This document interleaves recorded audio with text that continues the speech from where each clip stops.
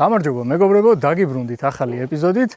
რატო ვართ ესე პიჯაკში და საროჩკაში? იმიტომ რომ გამოგვიჩნდა ახალი სპონსორი, პირველი სპონსორი, ეს არის კომპანია ორკინი, რომელიც ემსახურება მავნებლების პრევენციას საქართველოს მასშტაბით. თუ სახლში გყავთ თაგვი და საჭმელს არ გიკეთებთ და რატატუი არ ქვია, მაშინ შეგიძლიათ ორკინს მიმართოთ და ამ პრობლემას მოგიგვარებენ და გასწავლიან თუ როგორ დავიცვათ სახლი სხვადასხვა მავნებლებისგან და პარაზიტებისგან. ეპიზოდის ბოლოს გვესტუმრება ორკინის წარმომადგენელი და სახლის მეპატრონის და შესაბამისად თქვენც მოგიყვებათ თუ რა ნორმები უნდა დავიცვათ, რა უნდა გავითვალისწინოთ, რომ თავიდან ავირიდოთ მავნებლების შემოჭრა ჩვენ სახლში. შესაბამისად საინტერესო იქნება ბოლოს ბევრ რჩევას მიიღებთ, რომელიც სასარგებლო იქნება განსაკუთრებით მათთვის, ვისაც ესე რამდენიმე წელია სახლი მიტოვებული ქონდა, ან თუნდაც არ გაქვთ მიტოვებული, მაგრამ ეზოში ნაგავი ქონდათ დაყრილი, სადაც შეიძლებოდა რომ ეს პარაზიტი და მავნებელი გაჩენილიყო.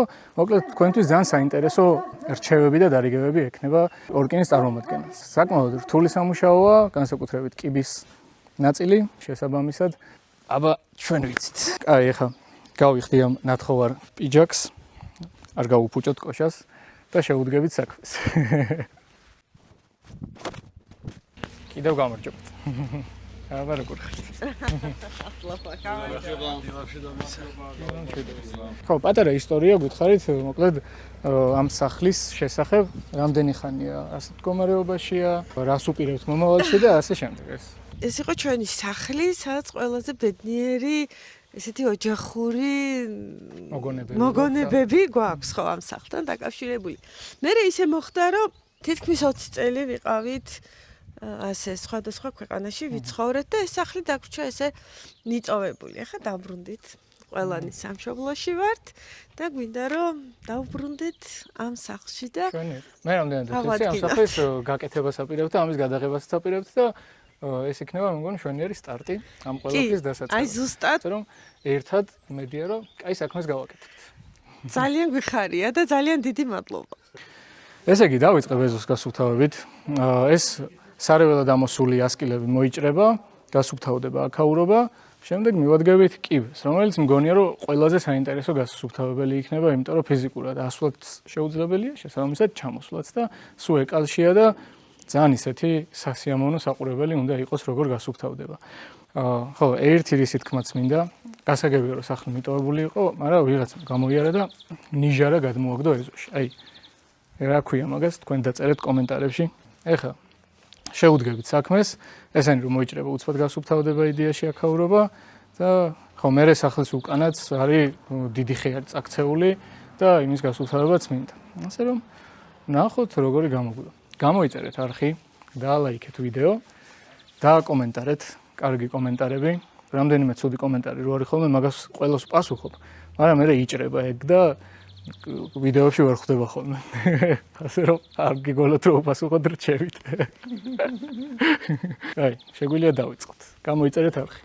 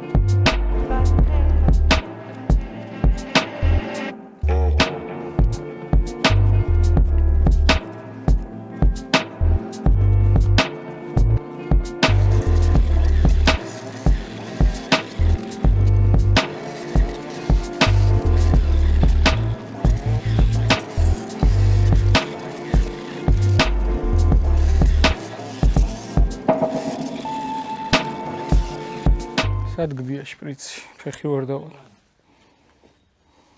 ეს არ არის ნარკოტიკის შპრიცი. ხო, მაგრამ სასიამოვნო არ იქნება. სასიამოვნო არ არის, მაგრამ ან ვიღაცა დევი თუ იყო და ძალიან ისეთი. ნარკოტიკის ის ბავშვობაში ეყარა ხოლმე წვრილი. ჯაბივით არის საერთოალი და ჩამოტარებით.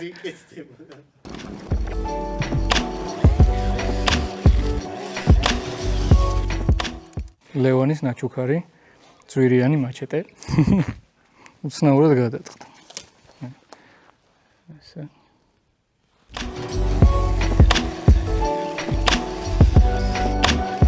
წინა ეზო შედარებით გავასუფთავეთ, გავკაფეთ. ეხლა მინდა რომ გავასუფთავო აი ეს გასასვლელი. დიდი ხეა როგორც ჩანს მოტეხილი. დაცემულია მე ეს სარეველად ამოსულ ხეზე. აირია ერთმანეთში დაირია და ეცადოთ ახლა რომ გავასუფთავოთ. პლუს ამას ემატება ისევ ეკლიანი ბუჩქები, რომელიც აი როგორ აცოცხლდა. ჩვენ შეხედეთ მილებს შორის ესე იპოვა გზა და წავით. ესე რომ ეს ფრთხილად უნდა გამოვიტანოთ, არაფერი გავაფუჭოთ. ამას რომ გავასუფთავებ, გავალ იქით აეზოში და იქით არის კიდევ ერთი ძალიან ძიმე სამუშაო, რომელსაც მე მგონი რომ მე ტექნიკა არ მეყოფა. მაგრამ ვნახოთ, რასაც შევძლებ იმას გავაკეთე. ჰოპ.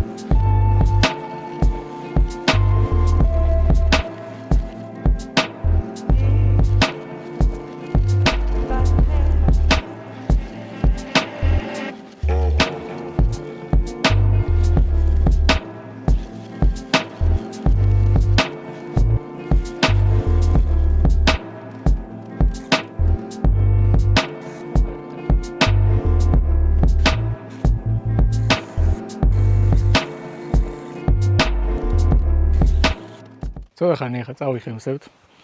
ქალბატონმა ირინემ დაგვპატიჟა გემრიელობებზე და მე გავაგრძელებთ ახლა სამუშაოს. როგორც ხედავთ, აქ რამდენიმე ხე იყო დარგული, რომელიც გადმოვარდა, ზოგი ძირს დაწვა, ზოგი აივანზე შევიდა. ეხლა მე ვეცდები, რომ რაც აივანზეა შესული, ეგ გავასუფთავო. იმიტომ რომ ეს მე რაც ორკინისგან ვიცი ინფორმაცია, რასაც ბოლოს კიდე დავაზუსტებთ და ზუსტად გვეტყვიან, ეს ქმნის საფრთხეს, რომ გარკვეული მავნებლები შევიდნენ სახლის ტერიტორიაზე. შესაბამისად, კარგი იქნება, რომ აი ზედა მხარე გავასუფთავოთ, მაგასაც გაჩვენებთ, რა მდგომარეობაშია, იქ ფაქტობრივად გავლა შეუძლებელია იმ აივანზე. და ვფიქრობ, რომ ზოგი აივნიდან, ზოგი ქვემოდან გასვლა გამოგვივა იდეაში. მე ახლა დიდი ბენზოხერხი არ მაქვს, რომ ეს ყველაფერი კარგად დავაკუცმაცო. პატარა ხელის ბენზოხერხით, რასაც შევძლებ, აი იმ ზედა მხარეს იდეაში მოვაცილებ. მე შეიძლება ქვემოთაც ჩამოვიდეთ. ნახოთ, მოკლედ როგორ მოვასწრებთ. წევენ ცოტა წამოწინწყლა, მოღრუბლულია დღეს და ნახოთ. გამოიწერეთ არხი და ლაიქეთ ვიდეო და შეაფასეთ ჩვენი საქმე როგორ მოგწონთ. მუშაობის დროს აუცილებელია ტალღების კეთება. ოპა, ეს და ენერგიით ივსებით. ოპ, ოპ, ოპ, ოპ, ოპ, ოპ.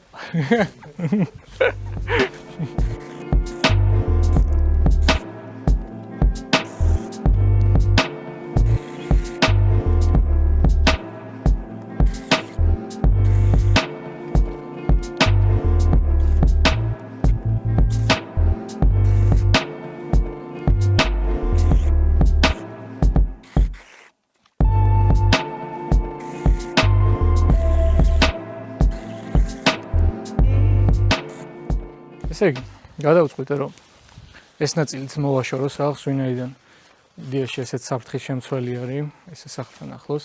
როგორც ჩანს, თავის დროზე აქ დარგული იყო რამდენიმე ხე და აი ეს სველი თოვლი რომ მოვიდა, ყველაფერი რომ დაანგრია თბილისში, მაგან გადატეხა სავარაუდოდ. ალბათ გამხმარი იყო მანამდეც თუ არ ვიცი როგორ იყო. მოკლედ აი გამოჩნდება სავარაუდოდ როგორ არის ტოტები, თან კარგი მსხვილი ტოტები დამტრეული. ასე რომ ახლა ვეცდები რომ ეს გამოვიტანო ყველაფერი და ეს კუთხე მთლიანად გავასუფთავო.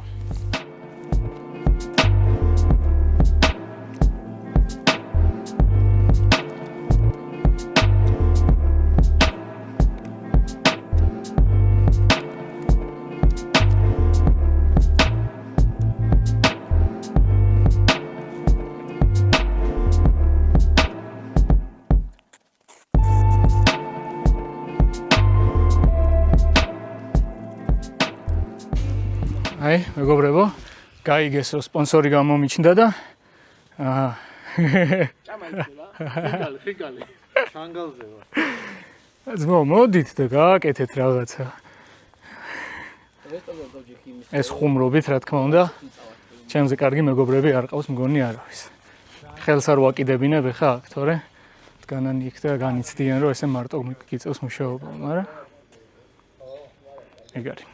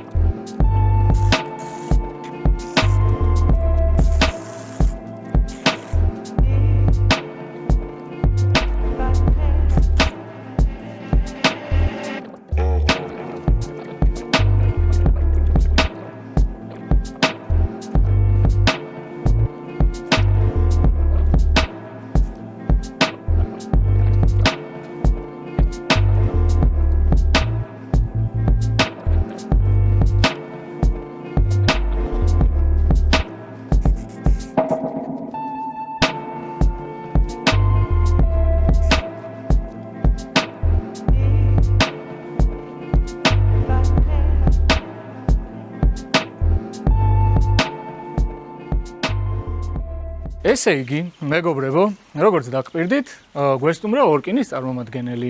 შესაბამისად, ეხა ერთად დავათვალიერებთ ტერიტორიას, გასუფთავების შემდეგ, გასუფთავებამდე სხვა პრობლემებია, როგორც ვიცი, გასუფთავების მერე სხვა პრობლემებია, ასე რომ ჯერ მე კი ვიდეოში თავიდანვე ვახსენე ორკინის საქმიანობის შესახებ, რომ თუ რატატუი არ ყავს სახლში და საჭმელს არ აკეთებს და თაგვი შეავჩნია, ამ დროს ორკინის ურეკავთ, ან მანამდეც, რომ პრევენცია მოახდინოთ. რა თქმა უნდა, პრევენცია ერთ-ერთი ყველაზე მნიშვნელოვანი ფაქტორია თავისთავად. ორკინის საქართველო გახლავთ და არის ამერიკული უკვე მულტინაციონალური კომპანიის დამოუკიდებელი ლიცენზირებული ფრენჩაიზი, რომელიც 120 წელია უკვე ამ დარგში მოღვაწეობს და 60-ზე მეტ ქვეყანაში არის ახლა წარმოდგენილი სოფლიო მასშტაბით, როგორც შვილობილი კომპანიებით, ისე ფრენჩაიზის სახით. საკმაოდ ისეთი ისტორიული კომპანია უკვე საუკუნეზე მეტია ამ დარგში მოღვაწეობს და ჩვენ უკვე საქართველოში 2015 წლიდან დავიწყეთ მოღვაწეობა და დღესდღეობით მთლიან საქართველოს მასშტაბით ვემსახურებით როგორც ფიზიკურ პირებს, ისე იურიდიულ პირებს და მავნებლების პრევენციულ, ასე ვთქვათ, პროფესიონალურ მომსახურებას თავაზობთ. ჩემ მეგობარს ქონია თქვენთან მუშაობის გამოცდილება, ასე რომ ელენე რო დამიკავშირდა, ნაცნობი კომპანია აღმოჩნდა, ასე რომ ძალიან საინტერესოა, ძალიან საინტერესო. ხო, ეხლა ვაპირებთ, რომ მაცხოვრებელთან ერთად გავიაროთ ის პრობლემები, რაც ჩემი აზრით, ჩემი მაყურებლისთვისაც საინტერესო უნდა იყოს, იმიტომ რომ ძალიან ბევრი მიკომენტარებს ხოლმე მე, რომ აი ჩვენს გვაქვს ესეთი სახლი, სოფელში გვაქვს სახლი, აგარაკზე და ასე შემდეგ და შესაბამისად ჩემი აზრით, აი პირდაპირ მათთვის იქნება ეს ინფორმაცია საინტერესო. პირველი კითხვა იდეაში რაც არის რა მავნებლები არიან ხოლმე მე ქალბატონ ირინეს რომ ვესაუბრე აქ გველიც უნახავთ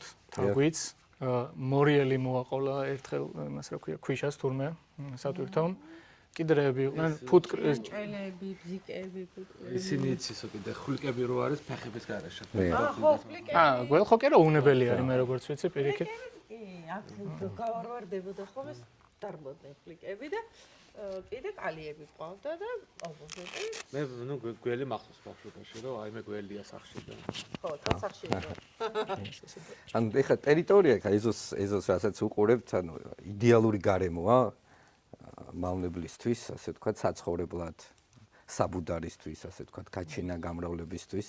იმიტომ რომ პირველ რიგში ლანდშაფტი, ასე ვთქვათ, თვითონ გამწვანება ბალახი, განსაკუთრებით აი გაზაფხულის პერიოდში, როდესაც ბუნება იღვიძებს და ასე ვთქვათ, ტემპერატურაც იწევს, მავნებლებიც აქტიურდებიან და ბალახის მოვლაპატრონობასთან კარგი პრაქტიკით, ასე ვთქვათ, ბალახის გამწვანების მოვლაპატრონობას გადამწყვეტი მნიშვნელობა აქვს. იმიტომ რომ მაღალ ბალახში ტენიანობა მეტია მზღის სხივები შიგნით ვეღარ აღწევენ და სულ არის ასე ვთქვათ სინესტე, რაც მავნებლისთვის იდეალურ გარემოს.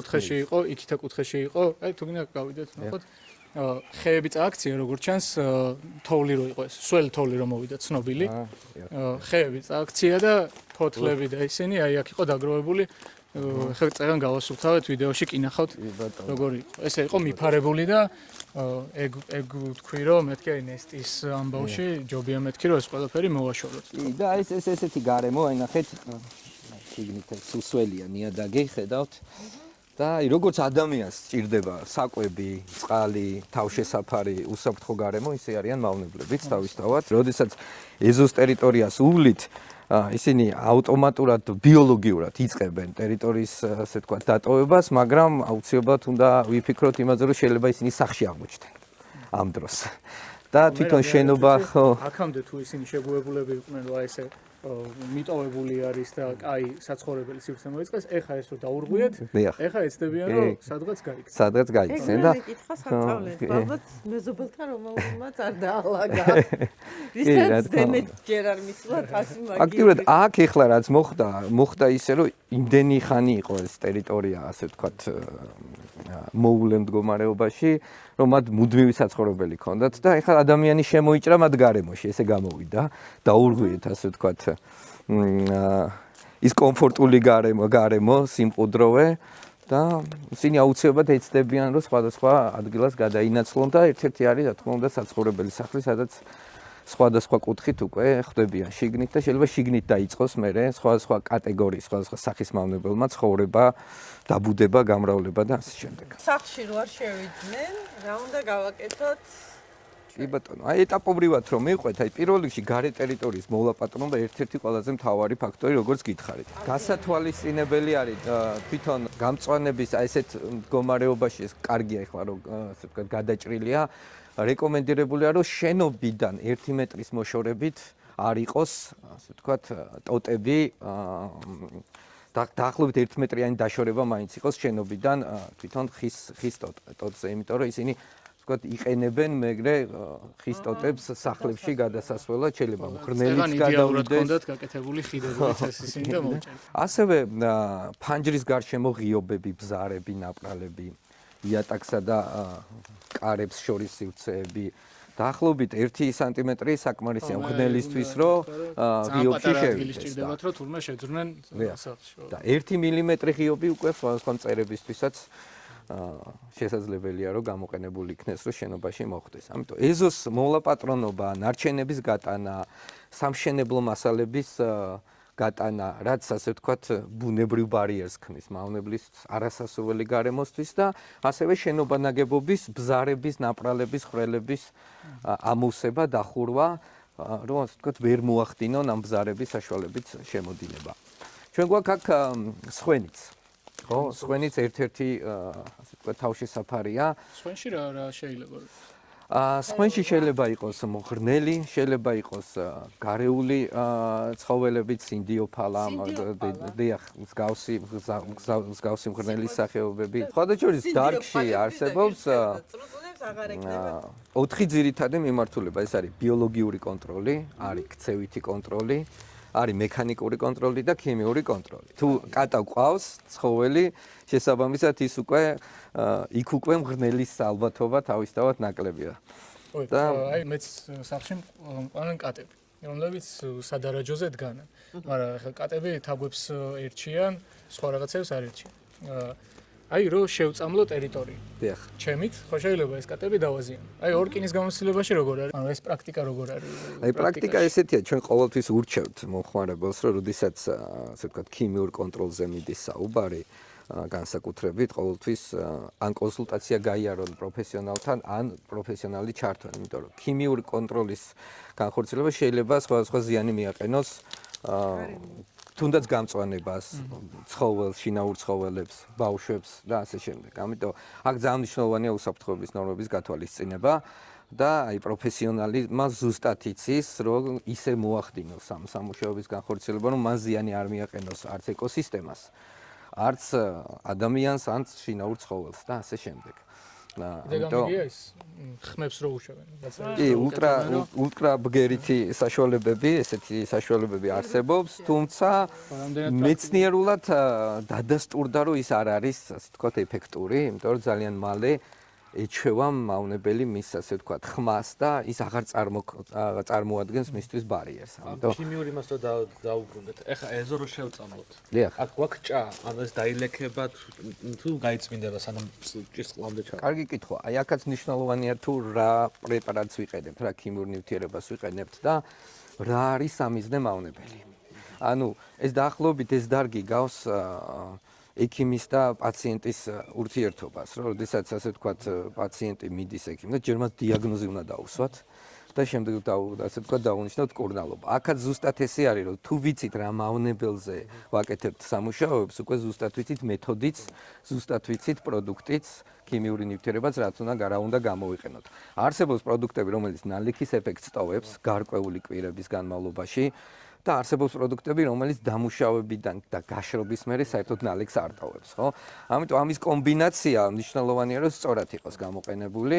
ანუ მივმართოთ უნდა პროფესიონალებს და ექსპერიმენტებს შევეშვათ. ჩვენ ყოველთვის ურჩევთ, რა თქმა უნდა, თუმცა არსებობს რეკომენდაციები, რაც ასე ვთქვათ, მაცხოვრებლებს თავადაც შეუძლიათ რომ გააკეთონ, აი რაზეც წეღან ვისაუბრეთ, რომ აი გარემო თვითონ ადამიანის ქცევა არის ხანდახან ისეთი, რომელიც მავნებელს პირიქით იზიდავს. მაგალითად, შეიძლება სადღაც კონდეს წყლის გუბეები. და არ ვიცით რამდენად იცით, მაგრამ ყოღო ყოველთვის კვერცხს ხდებს დამდგარ წყალში. ხო, აი თუ გვაქვს ტერიტორიაზე დამდგარი წყალი, იქ პოტენციურად ყოღოს გამრავლების წყაროც გვაქვს თავის. მე დავგე ეზოში ლავანდები. დიახ. რომ მეთქი ყოღოები არ მოვლენ თქო, მაგრამ ასე მაქვს სახელი დამავიწყდა წყალი უყარს იმ სცენარეს და ყოველდღე ვწავ და ფაქტობრივად ჭაობი გავაკეთე და ის ლავანდა ვეღარ შეიცეხა და ძალიან ბევრი ყოღო მოდის ეზოში ასე რომ კი, ნუ ერთის მხრივ ანუ მასში შემავალი ეთერზეთები, როგორც არის ხა პიტნა, ლავანდა, ხო, ერთის მხრივ ახდენს განდევნას მწერების, თუმცა მაინც მისი მეძე ვერ ვიქნებით, იმიტომ რომ მის გარდა ბევრი ისეთი ხელშემწყობი პირობა შეიძლება გქონდეს, რომ საერთოდ ეფექტი არ მოგცეს, ხო? ერთჯერად რო გავასუფთავოთ მავნებლისგან. აი არის შანსი, რომ მეზობლისგან გადმოგვივიდეს ისე. ან ისე სადმიდიან ეს მავნებლებია. აქ მოვაშორეთ, მაგრამ მართლა მეზობელს ხო არ გადაუყვანთ. კონტროლის რამდენიმე მეთოდი არსებობს. ერთი არის გაუნებლობა, ანუ მავნებლის ასე ვთქვათ, განადგურება, ანუ სიკვდილი, ასე ვთქვათ, და მეორე არის განდევნა. ხო? როდესაც განდევნას ვაკეთებთ, ის ტერიტორიიდან მიდის. და შესაბამისად გადაინაცვლოს მისთვის სასურველ გარემოში. შეიძლება იყოს ჩვენი სამეზობლო ტერიტორიაც, რა თქმა უნდა.